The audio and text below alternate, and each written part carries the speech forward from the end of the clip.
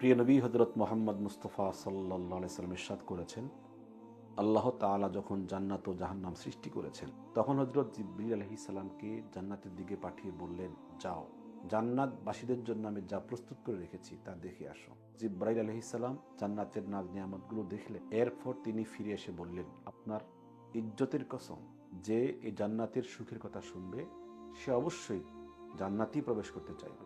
তখন আল্লাহ সুবহানাহু ওয়া তাআলা জান্নাতের মধ্যে মাকারেহ তথা কষ্টদায়ক বস্তুসমূহ দিয়ে জান্নাতকে আচ্ছাদিত করে রাখলেন। অতঃপর আল্লাহ সুবহানাহু ওয়া তাআলা বললেন, জিবরিল, এখন তুমি জান্নাত দেখে আসো। পুনরায় হযরত জিবরাইল আলাইহিস সালাম জান্নাতে গিয়ে দেখলেন জান্নাতকে কষ্টকর বস্তু দিয়ে সাজানো হয়েছে। তিনি ফিরে এসে বললেন, আপনার ইজ্জতের কসম, এখন ভয় হচ্ছে যে এত বাধা ও কষ্ট ফেরিয়ে কেউ হয়তো বা জান্নাতে প্রবেশ করতে পারবে না।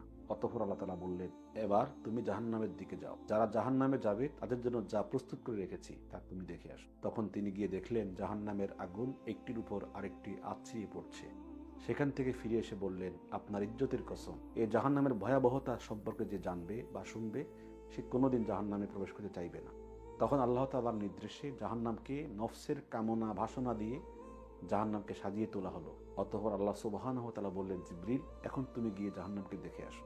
তখন তিনি জাহান্নামে গিয়ে দেখলেন যে জাহান্নামকে নফসের তাড়না এবং নফসের ভাসনা দিয়ে জাহান্নামকে সাজানো হয়েছে। তখন সেখান থেকে তিনি ফিরে এসে বললেন, আপনার ইজ্জতের কসম, আমার আশঙ্কা হচ্ছে যে নফসের গোলামি, নফসের তাড়না ভাসনা এর কারণে হয়তোবা জাহান্নামে থেকে কেউ বাঁচতে পারবে না। হযরত জিবরিল আলাইহিস সালামের এই আশঙ্কা আমাদের জন্য সতর্কবার্তা। দুনিয়ার মোহমায়া ত্যাগ করা কষ্টকর হলেও আল্লাহ তাআলার আনুগত্যের পথে চলা সবচেয়ে বড় সফলতা। আল্লাহ তাআলা আমাদের সকলকে জাহান্নামের এই ভয়াবহতা থেকে মুক্তি দিয়ে জান্নাতের দিকে, জান্নাতের সম্মুখ পানে এগিয়ে যাওয়ার তৌফিক দান করেন।